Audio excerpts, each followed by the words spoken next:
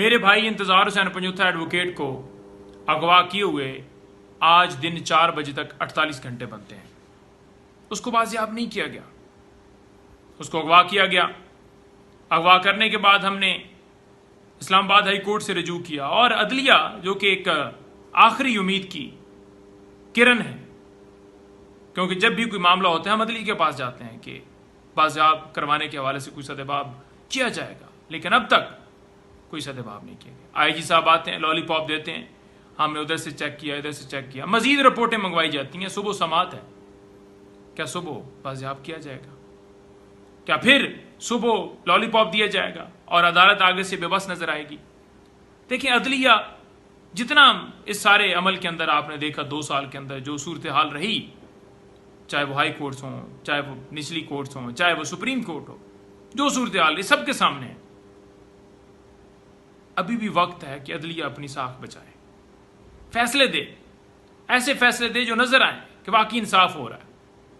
बहुत नाइंसाफियां हो गई, बहुत इस मुल्क ने, इस कौम ने सह लिया, तो अभी भी टाइम है, इस मुल्क को बचा लीजिए।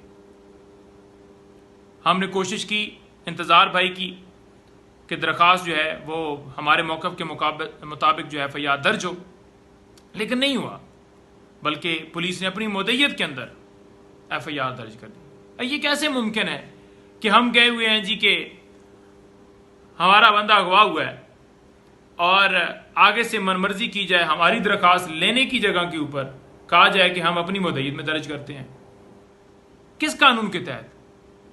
कानून ये कहता है कि कोई बंदा अगर किसी की भी इंफॉर्मेशन देता है कि मुझे इंफॉर्मेशन मिली है फलां जगह पर यह वकूआ है, तो पुलिस का काम है एफआईआर रजिस्टर उसके वर्जन के मुताबिक करना। लेकिन यहां तो है ही नहीं, जंगल का कानून राइज है।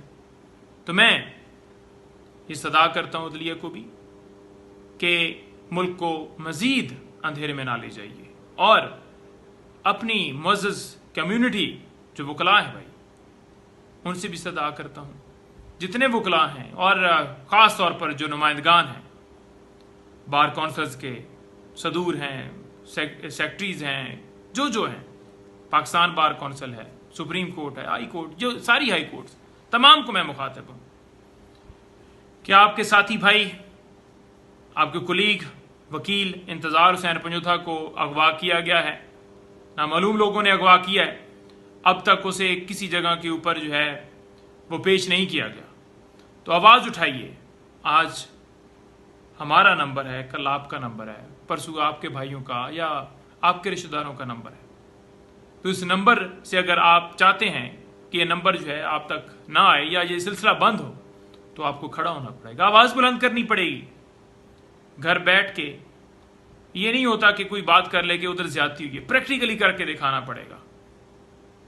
तो खड़े हों, बुलंद करें आवाज़ अपने भाइयों के लिए और इस पूरे मुल्क के लिए। इस मुल्क का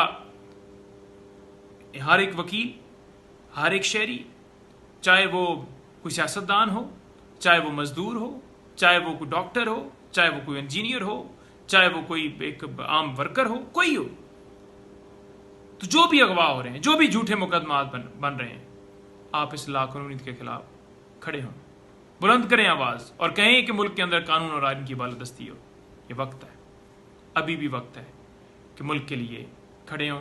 12 और आखिर में फिर मैं कहूँगा कि वक्त है, 12 कह चुके हैं कि वक्त है, अभी भी खड़े हों, आवाज़ बुलंद करें, आवाज़ बुलंद करें, कदम बढ़ाएं, कदम आगे लेकर जाएं, एक स्टेप बढ़ाएं, फिर इंशाअल्लाह ताला फतह आपकी होगी। सुबह समात है,